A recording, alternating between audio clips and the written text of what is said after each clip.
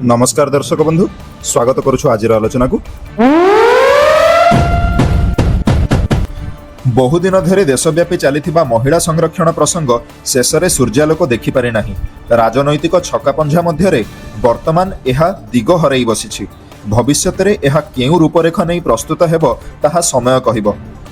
महिला संरक्षण प्रसंग को पाथेय करी संसदर बजेट अधिवेशन को एप्रिल 18 पर्यंत वृद्धि करा जायथिला। जनवरी 28 तारिख रे दुईटी पर्यायर आरंभ होइथिबा बजेट अधिवेशन कार्यसूची अनुसार एप्रिल 2 तारिख रे शेष हेबार थिला।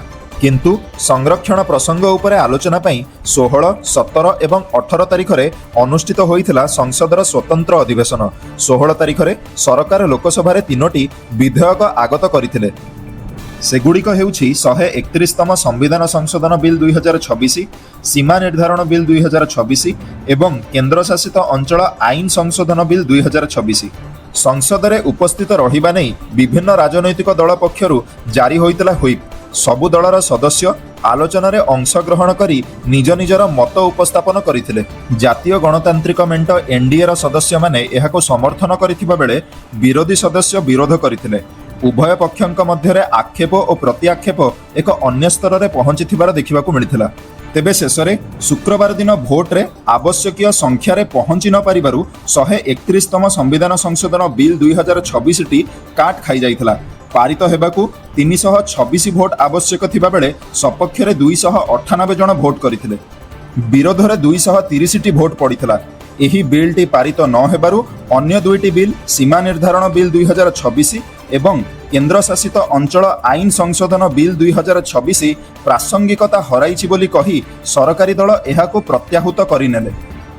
बिल को नहीं सदन भितरे थिबा उष्मता संसद बाहर मध्य देखिबाकू मिलिछि। विभिन्न दल पक्षरु एबे मध्य सपक्षवादी और विपक्षवादी मतामत गुंजरित हेउछि।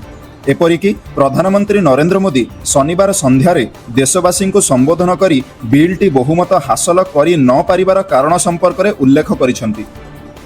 बिल टी गृहीत होइतिले लोकसभा सीट संख्या 850 को वृद्धि पाई थांता। सेथिरु राज्य गुड़िक पई 815 टी और केंद्र शासित अंचल गुड़िक पई 35 टी सीट आवंटित होई थांता। लोकसभा और राज्य विधानसभा रे 33% स्थान महिलांक पई संरक्षित रहिबार प्रस्ताव रहिथिला। बिल पारित न हेबा नै जदिओ आलोचना जारी रहिछि, तेबे गोटिए प्रश्न आम समस्तंक पाखरे विचार पई उन्मुक्त अछि। ताहा हेउछि जनसंख्या आधार रे निर्वाचन मंडली सीमा निर्धारण एवं सीट संख्या वृद्धि। एहार जुक्तियुक्तता आउ निष्कर्षर आधार हेउछंती भारतवासी। विचार आपण मानकर आउ अपेक्षा प्रकृष्ट समयर। प्रतिदिनर मुख्य खबर पाई दयाकरी फॉलो एवं सब्सक्राइब करंतु।